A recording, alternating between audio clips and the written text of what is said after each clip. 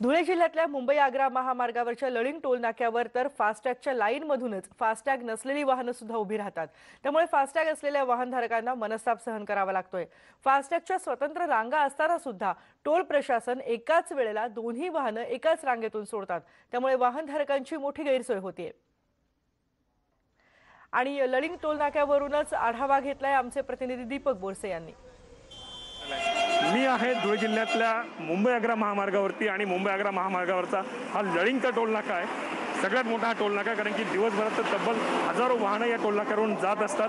आपण पाहू शकतो की हा लळिंगचा टोल नाका आहे आणि या ठिकाणी फास्टॅगचे बोर्ड्स आपल्याला या ठिकाणी दिसत आहेत। खरं तर या ठिकाणी 5 लाईन आहेत, त्यापैकी 4 लाईनी या खरं तर फास्टॅगसाठी आहेत। मात्र प्रत्यक्षात काय चित्र आहे आपण बघू शकतो। हा ट्रक या ठिकाणी उभा आहे। खरं तर ही फास्टॅगची लाईन आहे, मात्र अनेक वाहनं जे ज्यांचे फास्टॅग या ठिकाणी लावण्यात आलेले नाही आहेत, त्यामुळे फास्टॅगच्याच लाईनीमध्ये कॉम्बो पद्धतीने म्हणजे ज्यांचं फास्टॅग आहे त्यांना देखील आणि त्याचबरोबर ज्यांच्याकडे फास्टॅग नाही त्यांच्याकडनं पैसे घेऊन या ठिकाणी वाहनं सोडण्यात येत आहे।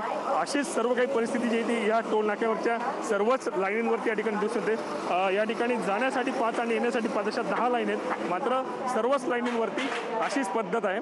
आणि दुसरीकडे एकमेव एक अशी लाईन आहे ज्या ठिकाणी फास्टॅग ठेवण्यात आलेला आहे, मात्र त्या ठिकाणी देखील खरं तर शासनाचा नियम आहे 15 सेकंदाच्या आत वाहन फास्टॅगच्या रूममधून निघालं पाहिजे, मात्र तसं एकूण या ठिकाणी दिसून येत नाही। खरं तर पाहिलं तर अनेक वाहनांच्या रांगा ज्या आहेत या ठिकाणी लागलेल्या दिसतात आणि ज्या वाहनधारकांकडे हे नाही आहे म्हणजे फास्टॅग नाही आहे त्या वाहनधारकांच्या ठिकाणी आपण पाहू शकतो हा टोल नाका आहे आणि या टोल नाक्यावरचं चित्र आहे। छोटी वाहनं असतील, मोठी वाहनं असतील, ट्रकं असतील, यांना फास्टॅग लावण्यात आलेला नाही आहे आणि फास्टॅग नसल्यामुळे मोठ्या प्रमाणात टोल नाक्यांवरती या ठिकाणी वाहतूक खोळंबलेली आपल्याला दिसते।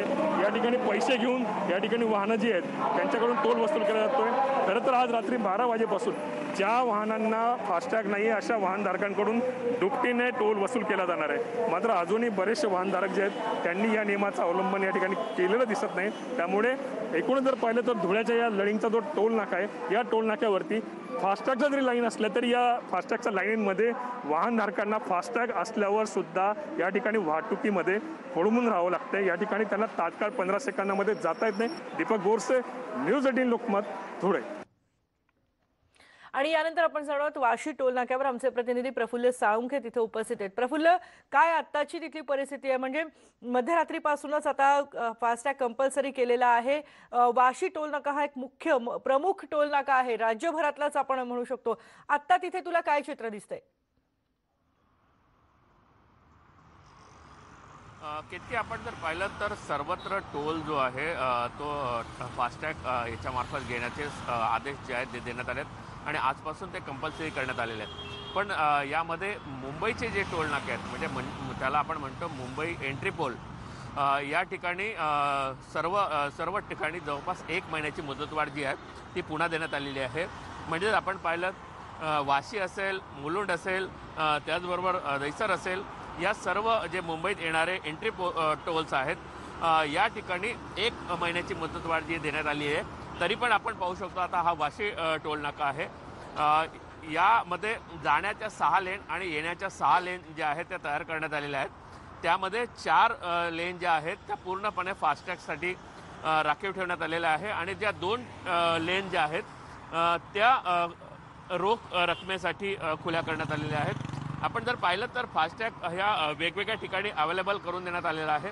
बँकांमध्ये देण्यात आले आहे, त्याचबरोबर त्याच्या ज्या फ्रँचायझी त्या ठिकाणी देण्यात आलेले आहेत। आणि आपण जर पाहिलं तर आता वाशी टोल नाक्याच्या ठिकाणी RTO कार्यालय आहे, त्या RTO कार्यालयाच्या जवळ देखील अनेक फास्टॅगसाठीचे कुपन्स जे आहेत ते या ठिकाणी अवेलेबल करून देण्यात आलेले आहेत। या सगळ्या जर गोष्टी पाहिल्या तर साधारणतः 1 महिन्यामध्ये फास्टॅग जो आहे तर मुंबईमध्ये देखील कंपल्सरी या ठिकाणी केला जाईल आणि जी परिस्थिती संपूर्ण राज्यामध्ये आणि देशामध्ये राहील तीच मुंबईमध्ये दिसेल। पण सध्या काहीसा दिलासा जो आहे तो मुंबईत येणाऱ्यांसाठी आपल्याला या ठिकाणी पाहायला मिळतो आहे। केतके, म्हणजे 1 महिना मुंबईच्या वेशीवर तरी सक्ती पुढे ढकलण्यात आलेली आहे। धन्यवाद प्रफुल्ल, तिथल्या सगळ्या या माहितीबद्दल।